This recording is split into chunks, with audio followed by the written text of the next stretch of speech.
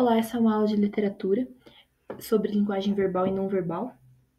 Começando pelos conceitos principais, a linguagem verbal ela vai ser a comunicação pelo uso das palavras, sendo ela oral, né, como eu estou fazendo aqui, ou então escrita, que pode ser uma redação, pode ser uma, né, ali como eu coloquei, uma informação nutricional, né, de um produto, uma placa que esteja escrito alguma coisa, ou qualquer coisa que você precise entender as palavras realmente para entender a mensagem que ela está tentando te transmitir.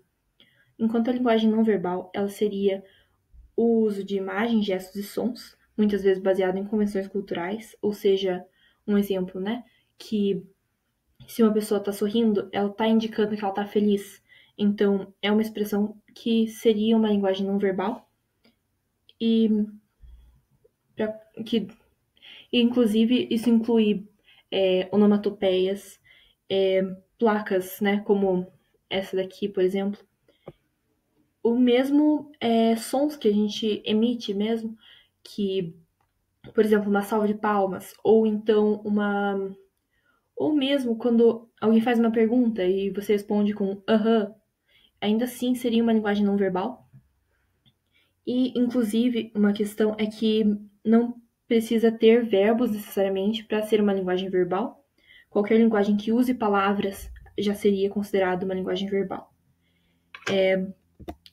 E também existe a linguagem mista, que ela vai unir os dois tipos, sendo os dois importantes para você entender a mensagem que ela está tentando te transmitir. Um exemplo seria essa campanha da vacinação, né? Não, prevenção não tem idade, vacine-se. Em uma questão da imagem do Zé Gotinha, que é um símbolo, né, já de vacinação, com a imagem de pessoas de várias idades, né, junto com o texto. E muitas vezes você não consegue entender na íntegra a mensagem sem que você interprete os dois. Um outro exemplo, né, como isso acontece no dia a dia, seria a própria fala, que você não presta atenção só nas palavras que estão sendo ditas, como também no tom que você vai falar, nas expressões que você vai utilizar, ou nas expressões faciais, né? E os gestos, enfim, essas coisas desse tipo. Mas nos concursos em geral, eles vão realmente mostrar em forma de charges, tirinhas, cartazes, enfim. E daí, nesses concursos, é muito difícil você ser perguntado diretamente o que é uma linguagem verbal, o que é uma linguagem não verbal. Você vai ser assumido que você sabe já o que é e você vai precisar disso para resolver uma questão que vai envolver outras coisas. Na maior parte das vezes vai envolver uma interpretação de texto mesmo, né? Isso pode ser as duas linguagens juntas na interpretação, como acontece aqui, né? Esse pet é descartável, esse não. Nesse cartaz ele tem as duas linguagens e o enunciado ele vai pedir para você interpretar as duas, né? Ele vai falar a associação entre o texto verbal e a imagem e as imagens da garrafa e do cão. Então ele vai pegar os dois, você vai interpretar tanto as palavras quanto a imagem para você entender e para você responder a questão. Ou pode acontecer também do segundo caso, né? Da separação da linguagem verbal e não verbal, como eu coloquei. Que nesse caso seria um recorte da linguagem não verbal, né? Como diz aqui no enunciado. Nessa campanha, a principal estratégia para convencer o leitor a fazer a reciclagem do lixo é a utilização da linguagem não verbal como argumento para, ou seja, ele está perguntando o que a linguagem não verbal está te falando, ignorando completamente a linguagem verbal. E, inclusive, não se preocupem muito com esses exercícios, eles vão estar na lista, então vocês podem resolver eles depois. Vou botar alguns exemplos aqui. O primeiro seria esse cartaz, né, essa campanha publicitária. O motorista legal é motorista consciente. Dê preferência e mantenha uma distância segura ao ultrapassar ciclistas. No trânsito, é preciso ter em mente o perigo que você pode causar aos outros e a si mesmo. Motoristas devem sempre estar alertas à presença de veículos menores. Por isso, tenha atenção com ciclistas. Dirija com consciência.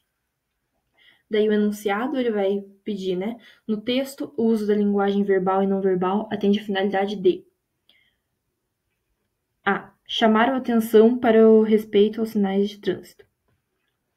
Embora tenha um sinal de trânsito ali, né? Esse 1,5 metros da distância, né, entre o ciclista e o carro, não é o ponto principal do, do cartaz, o que é representado principalmente pelo fato de que essa alternativa ignora completamente a parte escrita, né, a linguagem verbal, então já está errada, o que inclusive ela elimina também a D, que também segue na mesma linha, né, divulgar a distância permitida entre carros e veículos menores. Então, a alternativa B, informar os motoristas sobre a segurança dos usuários de ciclovias. Como é uma campanha de conscientização, né? O motorista legal é o motorista consciente. Informar não seria realmente a questão do cartaz, justamente porque informar sobre a segurança dos usuários da ciclovia. É mais uma questão do comportamento dos motoristas em relação aos ciclistas do que realmente o que os ciclistas passam. O que os ciclistas sofrem nessa interação. É mais sobre as ações que o motorista deve tomar para tomar cuidado com os ciclistas. Então não seria realmente a alternativa B. C. Alertar sobre os perigos presentes nas vias urbanas brasileiras. O cartaz, embora ele traga, né, é preciso sempre ter em mente o perigo que você pode causar, ele não vai alertar os perigos pontualmente, como a alternativa está trazendo. Ele não vai falar, você pode bater seu carro, você pode machucar um ciclista. Ele está pontuando medidas que você deve tomar como motorista na hora de ter uma interação com o ciclista, né, na via. D, como já foi comentado antes, né, a questão da placa de não ser o principal das duas linguagens. E daí, realmente, a alternativa certa seria a E, propor a mudança de postura por parte dos motoristas do trânsito, como é de costume já para medidas de conscientização, né? Exemplo 2. Essa campanha de conscientização sobre o assédio sofrido pelas mulheres na rua constrói-se pela combinação da linguagem verbal e não verbal. A imagem da mulher com o nariz e a boca cobertos por um lenço é a representação não verbal do ou da, enfim. Ou seja, ele está fazendo um recorte, ele está perguntando o que a linguagem não verbal está representando, no caso desse cartaz. Então, vamos para as alternativas. A. O silêncio imposto às mulheres que não podem denunciar o assédio sofrido. Essa alternativa não pode ser porque ela não é realmente o objetivo do cartaz, como pode ver já por toda a forma que está colocada a imagem, né? A forma que o lenço está sendo colocado na frente do rosto dela, né? Que não é uma forma de calar, seria realmente uma questão de luta, uma questão de resistência mesmo. O que é o que a B fala, né? Uma metáfora de que as mulheres precisam defender-se do assédio masculino, né? Uma defesa, uma luta, realmente uma resistência a essa agressão. Então, daí a alternativa seria B, mas eu vou continuar aqui com as demais. C. Constrangimento pelo qual as mulheres passam e sua tentativa de se esconder. Não seria essa questão, como foi dito já, pelo modo que o lenço está sendo colocado, que é uma questão de luta mesmo e não de de se esconder ou de tentar passar despercebida, né? Como seria o caso da questão D, que segue mais ou menos pela mesma linha. E daí, E, a incapacidade das mulheres se protegerem contra a agressão verbal dos assediadores, o que não seria coerente pelo fato de que ela tá se colocando num lugar de luta, ela tá se colocando num lugar de resistência. Então, não é. Ela tem essa capacidade e ela vai se defender desse assédio. Então, realmente seria a alternativa B. Daí, 3. Nessa campanha publicitária, a imagem da família e o texto verbal unem-se para reforçar a ideia de que.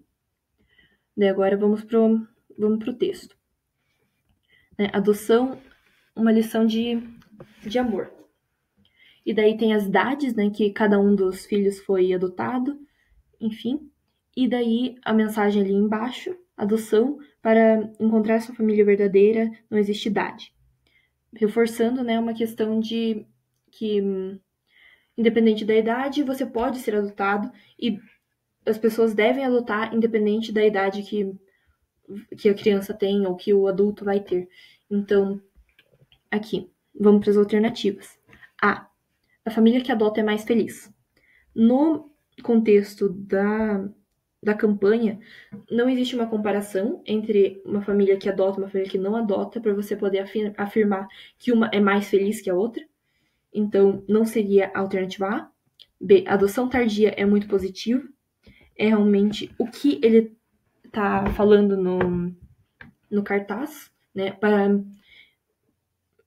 Para encontrar sua verdadeira família não existe idade. Então, é realmente uma questão de positividade para esses casos. C. As famílias preferem adotar bebês. Essa alternativa é uma questão mais curiosa, porque a existência do cartaz ela vai dar a entender que as famílias preferem adotar bebês, mas não é realmente o que o cartaz está tratando. Ele está tratando mais realmente como uma questão de positividade e não realmente sobre essa comparação ou sobre, né, adoção de bebês. D. A adoção de adolescentes é mais simples. Não existe nenhum processo, nenhuma indicação no texto que essa adoção é mais simples, então já não seria essa. Daí, E. Os filhos adotivos são companheiros dos pais. Embora mostre uma relação de companheirismo ali, uma questão de amor mesmo, não é uma coisa que está sendo explícita no cartaz, que embora tenha, né, uma lição de amor, não é realmente o que o cartaz transmitia, é mais uma questão de positividade, como já foi falado. Então, daí é isso. Muito obrigada. A lista de exercícios vai estar na descrição.